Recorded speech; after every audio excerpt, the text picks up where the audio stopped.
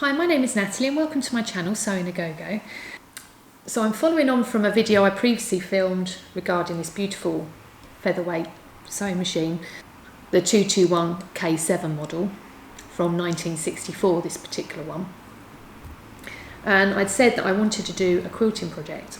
So in 2023 I signed up to learn how to make a log cabin quilt with Selvage magazine, which was being taught by a lady called Sarah from Perle Quilts. And I was super excited to be doing that, and I was getting the fabrics together. I thought I really liked her aesthetic and what she made, and a lot of it's hand quilting. On the machine you can sew the quilt top, and then I was going to sew the backing and the wadding and then the front by hand. And I was super looking forward to it. Here's a quick look through on Perle Quilts Instagram page, where you can get an idea of the beautiful quilts that Sarah makes here.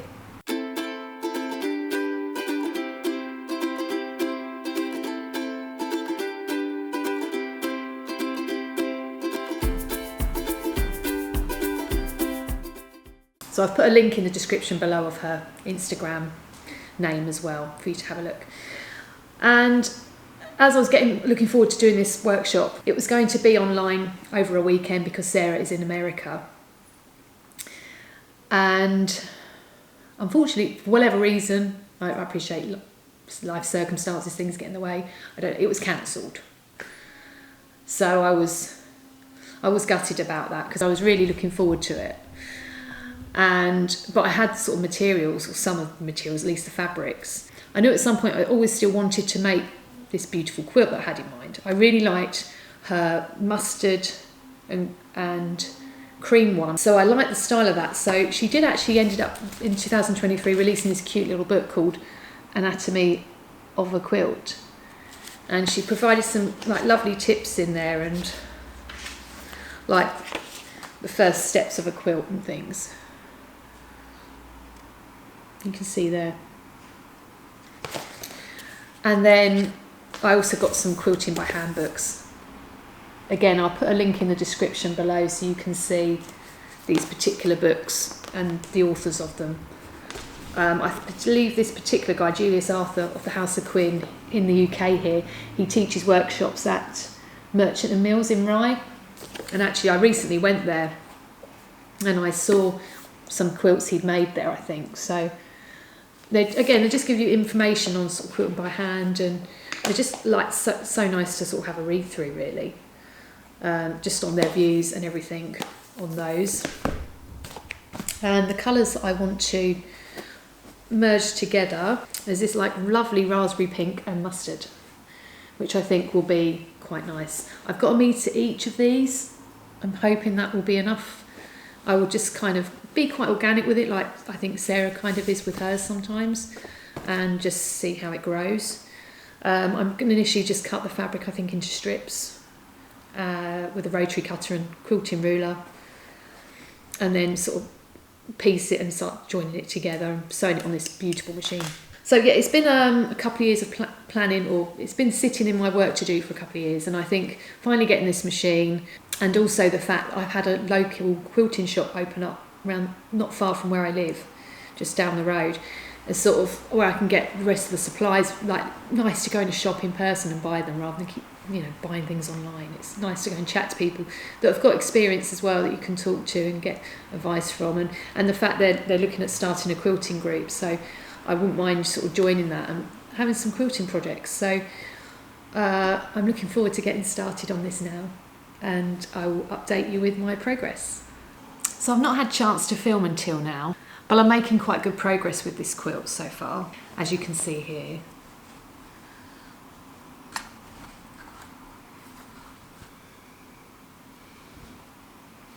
And I'm loving the colours.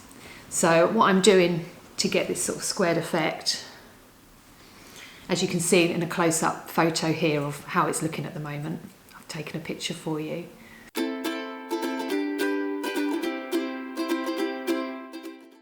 So I've basically been using a rotary cutter. I've got a Fiskars one here. I think it's a 45mm rotary cutter. And then I've got my quilting ruler, which I didn't realise, I bought it from my local quilting shop. and it was the only one they had left, but it's in inches rather than centimetres. So I've been measuring everything in inches on this one, and I've basically been cutting long strips on the fold to get the square effect, and then cutting them down to the length I need for each sort of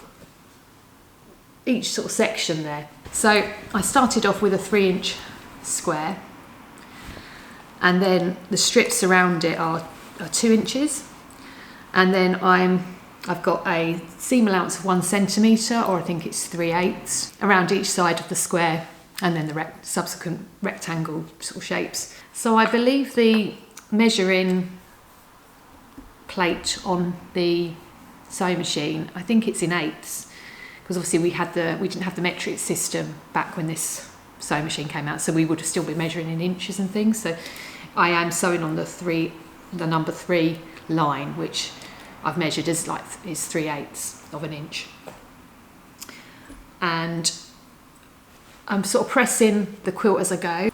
As you can see on the back there, I mean, it's not particularly tidy, but I'm just pressing them open. I think some people maybe press them to the side when they do quilting. I don't really quilt, so I don't know all the techniques, so I'm just sort of doing what I'm just, it might not be the correct way, but I'm quite happy with the results of this so far. The linen I actually bought in America, the mustard linen I purchased online in America. I was getting some other linen for a dress project, and it was a particular colour I was really after, like a fuchsia sort of purple fuchsia sort of colour. And I could only find this particular fabric in America that I was after at the time, and it was super soft, and it was on sale. So I bought some of that, and the postage was actually okay to come to England with that. And then I also got a metre of this as well. But unfortunately, I can't remember the name of the fabric place I purchased it from, because it was over a year ago I got it. But this pink fabric, it's got a bit of texture to it. It's like a cotton linen mix. You can see there. So it's quite bright in my living room today, bright sunshine. But that was from a local fabric store, Ditto Fabrics in Brighton. So I've actually put a link in the description below to that particular fabric shop, and I got that recently. So what are my initial thoughts using this sewing machine? It is really, really lovely to sew with. The straight stitch is so beautiful. It's such a pretty stitch. I don't know if you can see it there.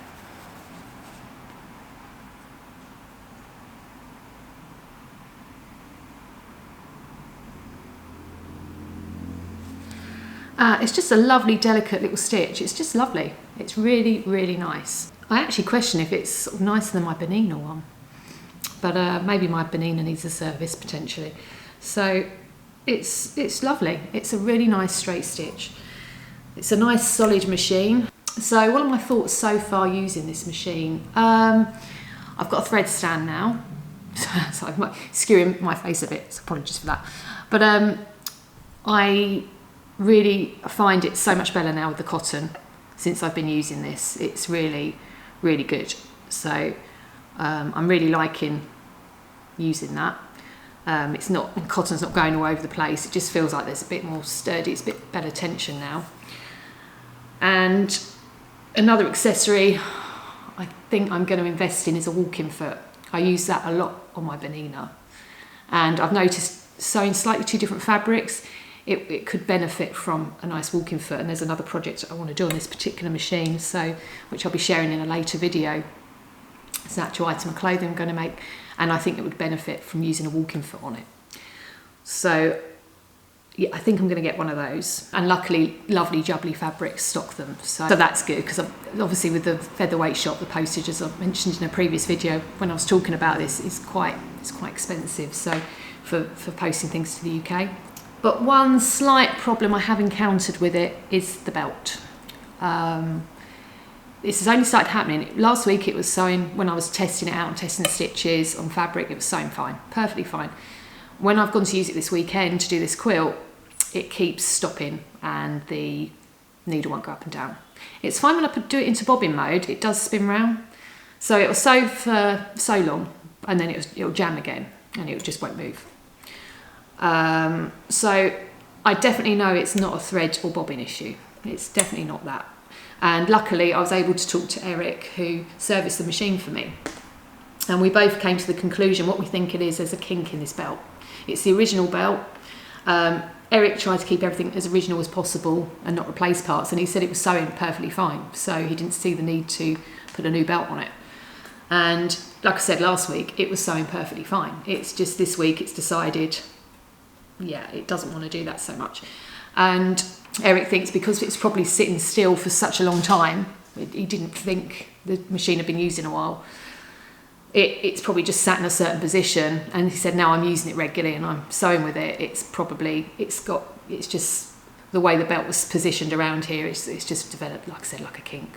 So it's not stopping me from sewing at the moment. I can still, but it keeps stopping like every so many stitches, and then I have to sort of pull it round to get it sort of going again, which is a bit irritating, and like move it a bit. So I've actually ordered another belt, which I've bought from Lovely Jubbly Fabrics. I've put a link in the description below. So I'm just going to replace that, and then it should sew perfectly well consistently. So again, it's all learning, and there's so many YouTube videos from the Featherweight shop and other people that I'm sure will show me how to change that. So that's fine.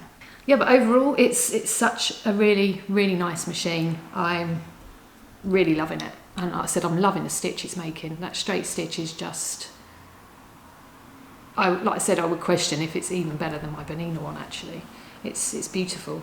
And how it's just so nice and tiny as well. It's just really nice. Like I said, it's a lovely machine to sew on.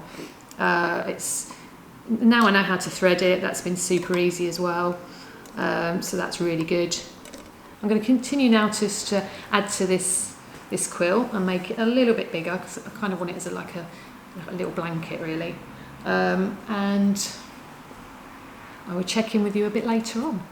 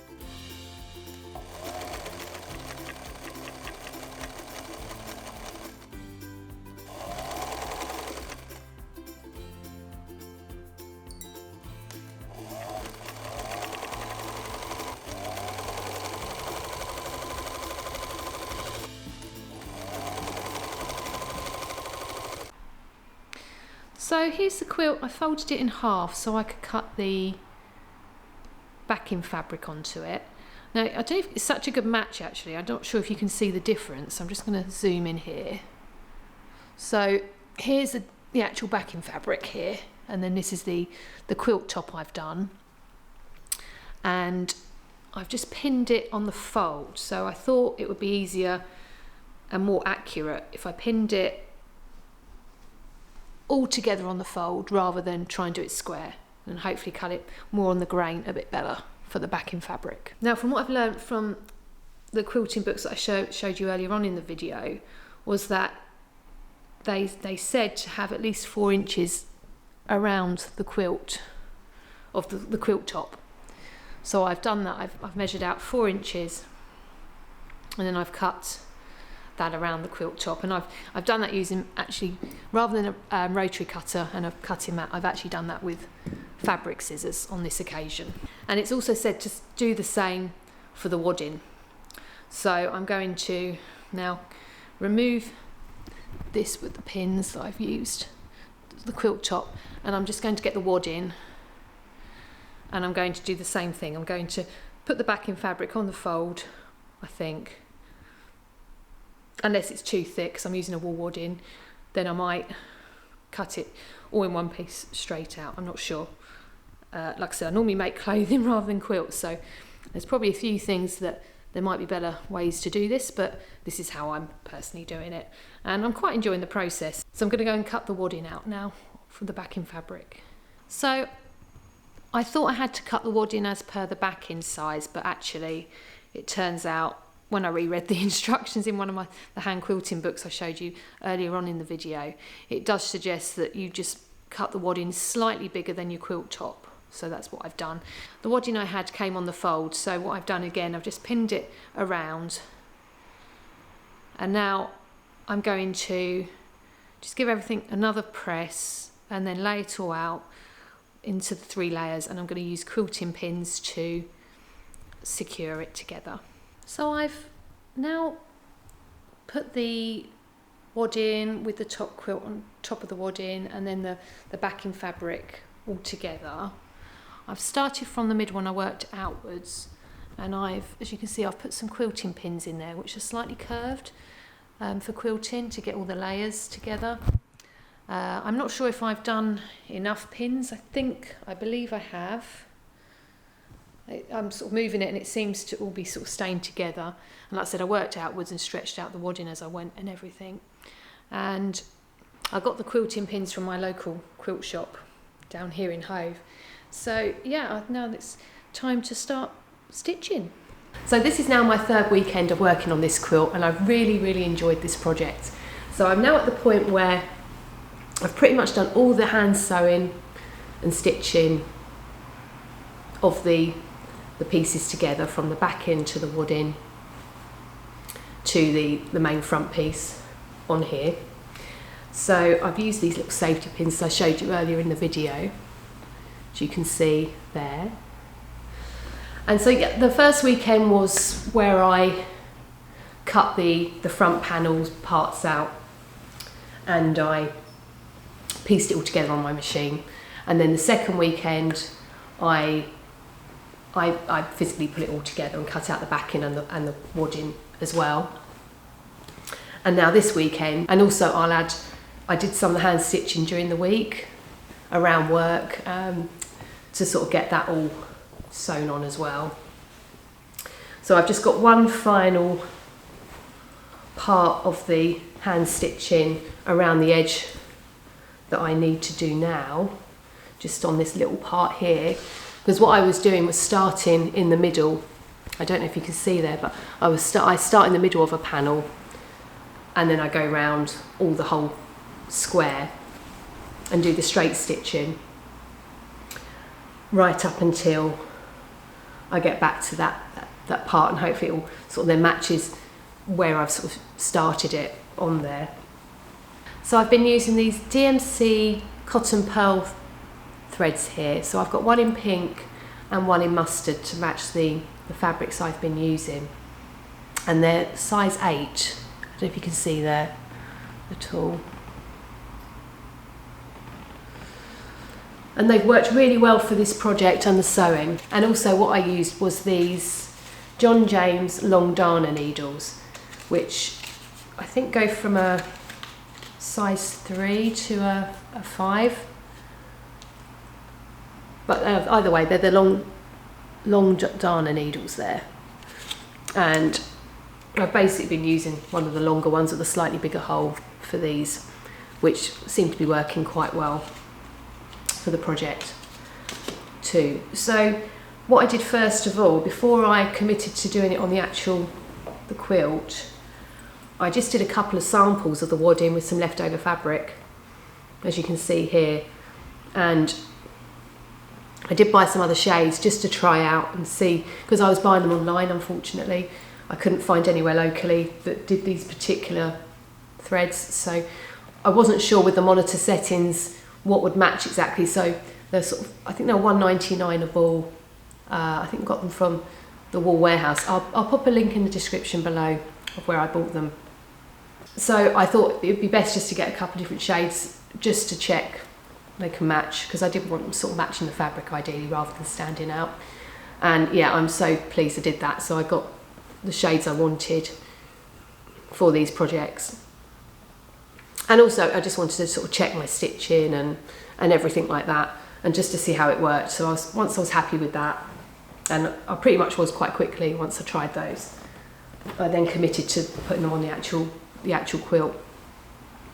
So this third weekend now, it's Saturday now, and of the third weekend. So the plan on this third weekend of making this quilt is to finish off the stitching, just that tiny bit I've got left around the edge, and then I'm going to most likely trim some of the edges here and then attach the bias binding. Now I did manage to get another metre of this pink fabric because it was from a local fabric shop and they still had some in stock. Just to, hopefully that will be enough to do the bias binding sort of edging that I want to do, because I'm going to need to cut them on the bias to enable me to do the strips, like cut them in strips, then to get them across on here. So I now need to work that out and see how to do that. And now I'm just going to finish off doing that last bit of stitching on the quilt first of all, before I then get on to finishing the edging.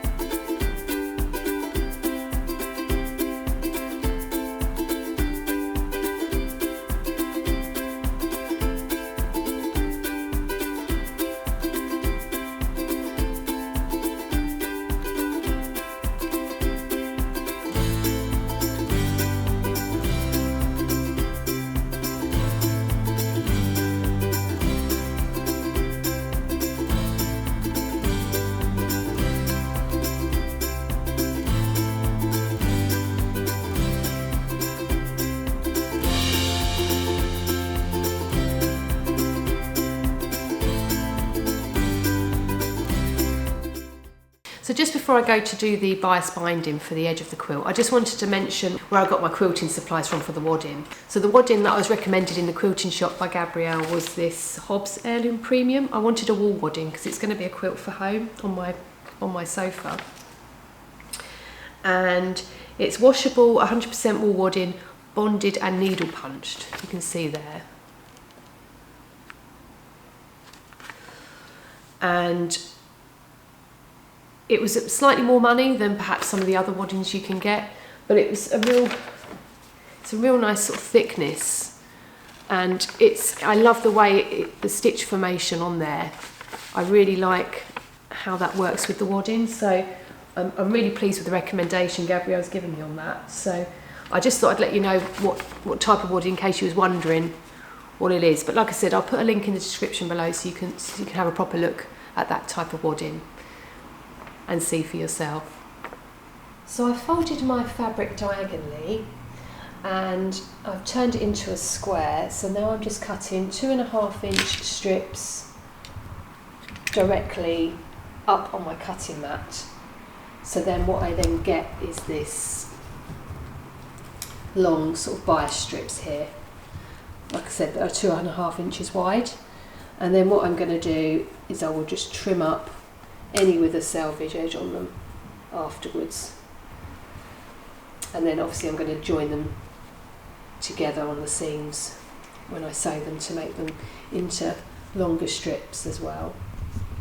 So I've now got my lovely little Singer Featherweight machine out, as you can see here, and I'm just sewing the bias strips together. So I'm just sewing them, as you can see there, just on the joins, so then I can eventually obviously put them around the quilt.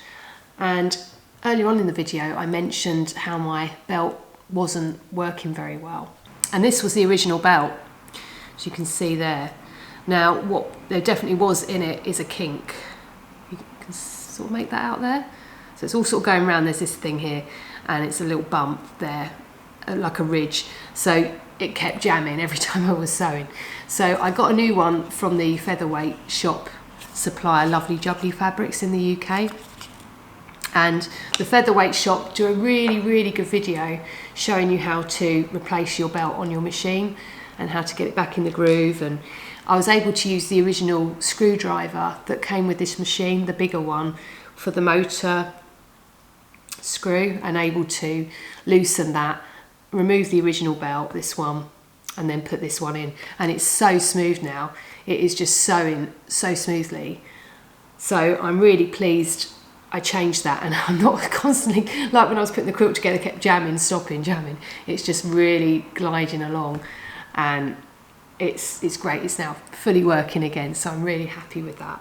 So what I'm going to do, once I've done all this bias binding edging, I'm going to press the seams so they're flat against the bias binding edging, and then I'm going to fold the bias binding in half.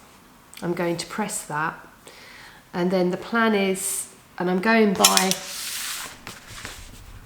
the Anatomy of a Quilt book here for how that one's been done in this book. So then I'm going to attach it with the seams, with the raw edges against the front of the quilt, and stitch that all along on my machine, all around, and miter the edges. I'm not sure quite how I'm going to do that yet. I might do them more with how it's suggested in this modern quilting book here by House of Quinn, Julius Arthur. So I might just then fold them on the diagonal, maybe hand stitch them to keep them nice and not have the raw edges so that they're overlapped, or they're over, so they're whip stitched over. Potentially, I think I'm going to do that, and then I'm going to fold over the edging, and then I think I'm going to hand stitch it on the back, like a whip stitch or something like that around the back, just to secure it around the back, so there's no more like seams showing through. It's a bit more sort of rustic and a bit more in keeping with the hand stitching I've done on the quilt. So I think I'm going to do it that way, and I will show you once I've done that how that's looking. And here is the quilt ready for my living room. I absolutely love it, and thank you for watching.